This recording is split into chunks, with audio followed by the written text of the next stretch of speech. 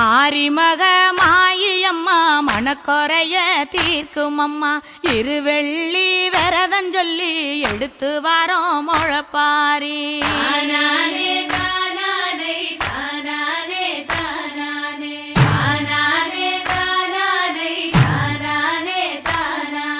காத்து மட்டும் வந்து போகும் கட்ட பொம்மை கோட்டை போல வெயில் பட ஓல பின்னி விதைச்சு வச்சோம் முழப்பாரி